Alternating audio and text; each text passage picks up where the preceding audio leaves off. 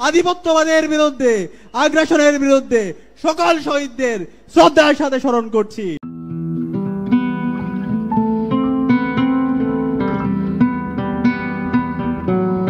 ঢাকা বিশ্ববিদ্যালয়ে ছাত্র সংসদ নির্বাচনের ঘোষণা আসার পর সাদিক কায়েমের বিরুদ্ধেও নানা ধরনের অভিযোগ শুরু হয়ে গেছে। কারণ এই নির্বাচনে প্রধানত শিবিরের সাদিক কায়েম, ছাত্র সংসদের বাকের এবং ছাত্র দলের মধ্যে প্রতিদ্বন্দ্বিতার আভাস পাওয়া যাচ্ছে।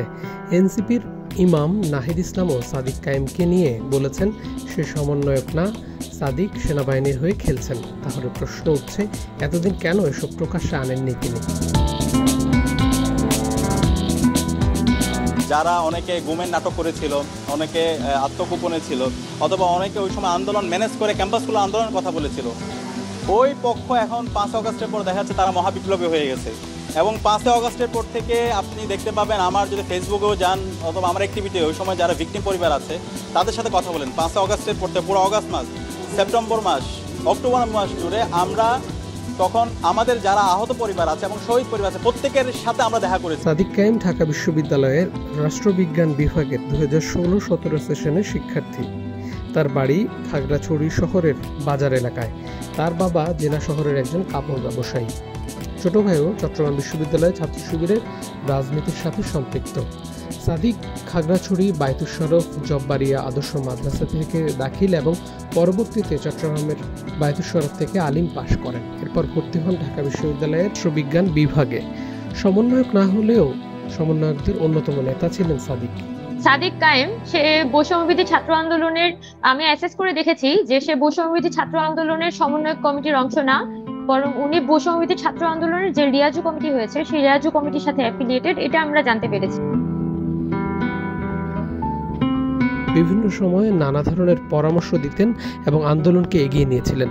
এর মধ্যে প্রথমটি বাংলাদেশ সংবাদ সংস্থার একজন সাংবাদিক জানান, সাদিক কায়েমের সঙ্গে পরামর্শ করে রিমেম্বারিং আওয়ার হিরোজ সহ বেশ কয়েকটি অনুষ্ঠান নেওয়া হয়েছিল। বৈষম্য বিরোধী প্ল্যাটফর্ম থেকে নিজেকে প্রত্যাহার করা ওমামাও জানিয়েছেন তার ভূমিকার কথা। উপদেষ্টা পরিষদ সহ বিভিন্ন জায়গায় দেখা গেছে সাদিক কায়েমকে। প্রবাসী সাংবাদিক জুলকারনাইন সায়ের লিখেছেন, ছেলেটাকে আমি চিনতাম সালমান নামে, পরিচয় জুলাইয়ের 25 তারিখ থেকে, তারপর নিয়মিতই কথা হতো। হঠাৎ সালমানের শিবির পরিচয়ে অবাক হয়েছেন তিনি। লিখেন, সালমানের প্রকৃত নাম সাদিক কাইয়ুম এবং তার রাজনৈতিক পরিচয় সে ঢাকা বিশ্ববিদ্যালয়ের শিবিরের সভাপতি। অবাক হয়েছি আমি। বিশ্ববিদ্যালয় ক্যাম্পাসে প্রায় 1.5 যুগেরও বেশি সময় পর প্রকাশ্যে এসেছে বাংলাদেশ ইসলামী ছাত্র শিবির। জামায়াত ইসলামের আলোচিত এই ছাত্র সংগঠনের প্রকাশ্যে আসার ঘোষণার পর ক্যাম্পাস জুড়ে সাধারণ শিক্ষার্থীদের মধ্যে নানা আলোচনা চলছে।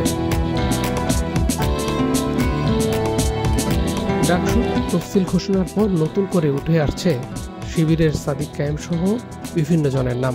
সদ্য ঘটে যাওয়া অভ্যুত্থানে নেতাকর্মীদের ভূমিকা নিয়েও সাধারণ শিক্ষার্থীদের মধ্যে দেখা দিয়েছে নানা প্রতিক্রিয়া।